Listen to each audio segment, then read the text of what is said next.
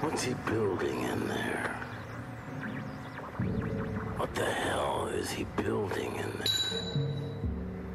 He's hiding something from the rest of us. We have a right to know. $300 million in compensation and stocks from Enron over the last 4 years. What happened to all that money? It's gone. It's gone. There's nothing left. Box, Bill. This is the shredded evidence that we got that came out of Enron. News of shredding at Enron raised more questions. What answers were lost in the torn documents? 20,000 employees had lost their jobs.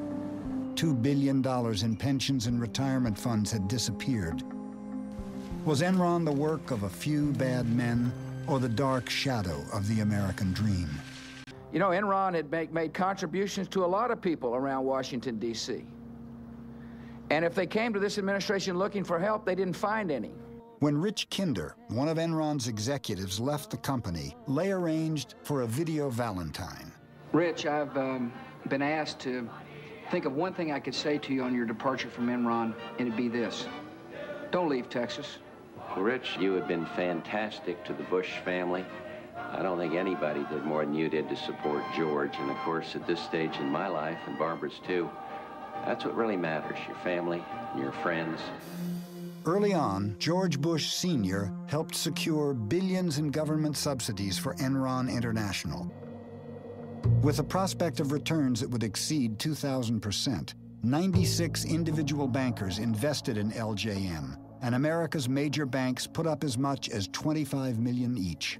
It's sort of a who's who of Wall Street. J.P. Morgan Chase, CS First Boston, Citibank, Merrill Lynch, Deutsche Bank.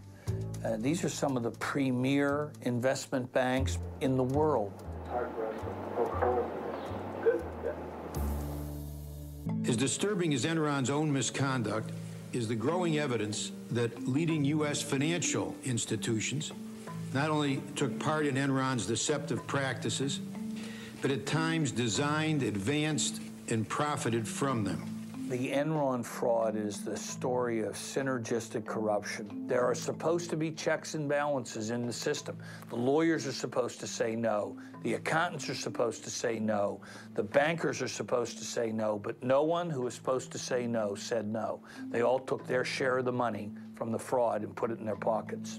Had we known then what we know now about Enron's practices, we would not have engaged in these transactions with Enron. The facts that we now have come to light about Enron, however, were not known at the time. I believe that the Citigroup professionals involved with these transactions acted in good faith. I'd like you here to look at one Citi email, Exhibit 333I. The email trail here is all too lurid.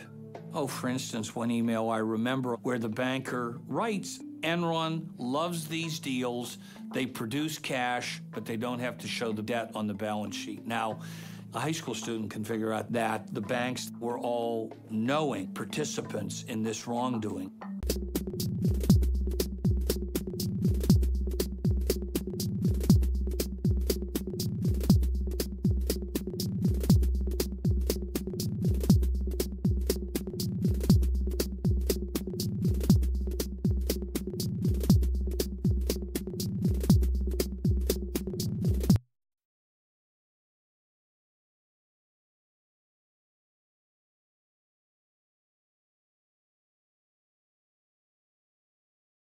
Another view from the air shows just why taking down the building is known as an implosion. You can see the concrete and steel building fall in on itself before collapsing to the ground, and the cloud of dust move out over the downtown area.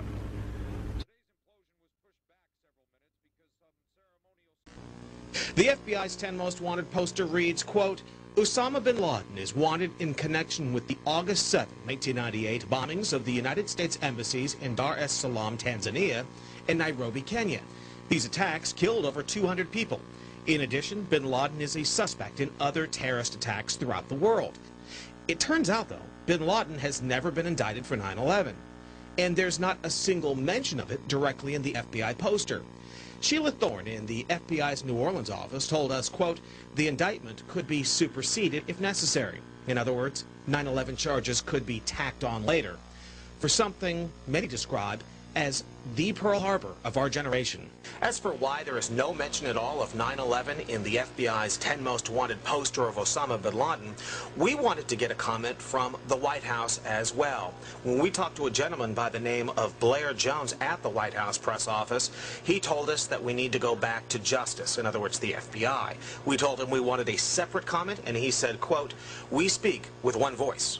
Either you are with us, or you are with the terrorists. Just 9 days after 9/11, the president addressed a joint session of Congress where he blamed al-Qaeda, even mentioning its leader Osama bin Laden by name.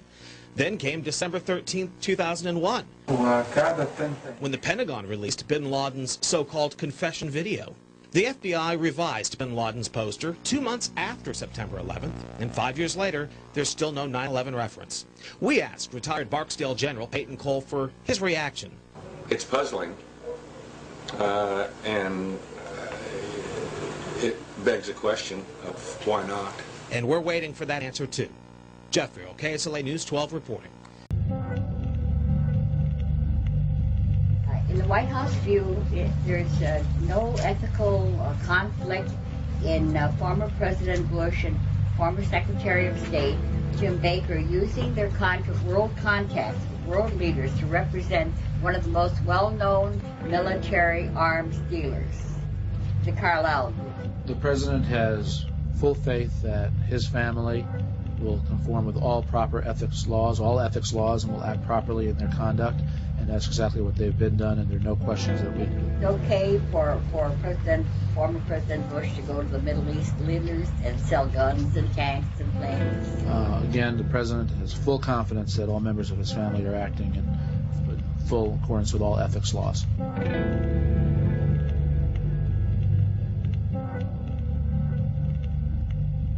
On September 11th, in somewhat of a horrible coincidence, the Carlyle Group was holding their annual investor meeting here in Washington, D.C., at the Ritz-Carlton Hotel. George Bush Sr. was at the meeting. The Carlyle Group said that he left the night before September 11th and was on his way to some location in the Midwest. And I talked to someone who was at the meeting, and they told me that the whole crew of Carlyle, including Frank Carlucci and James Baker and David Rubenstein, along with Shafiq bin Laden, who was a representative of the bin Laden family and their fortunes, were all in the same room together watching the events of September 11th take place.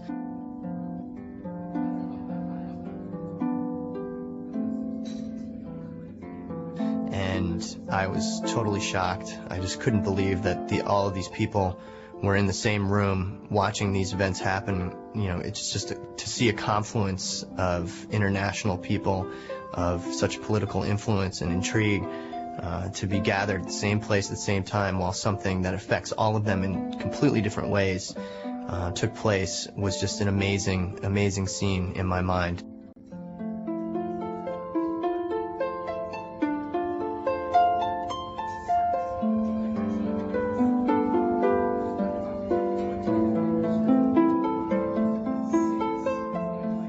One of the more embarrassing things that happened was after September 11th, it emerged that the bin Laden family construction company had some money in Carlyle. And after initially denying this, it ended up that George Herbert Walker Bush had met with members of the bin Laden family in one of his trips to Saudi Arabia. This was a disaster. This was something that was, catastrophe happening, bombing, wars. In devastation, there is opportunity. Opportunity. Opportunity. Opportunity. A put option is a bet that a stock price is going to fall.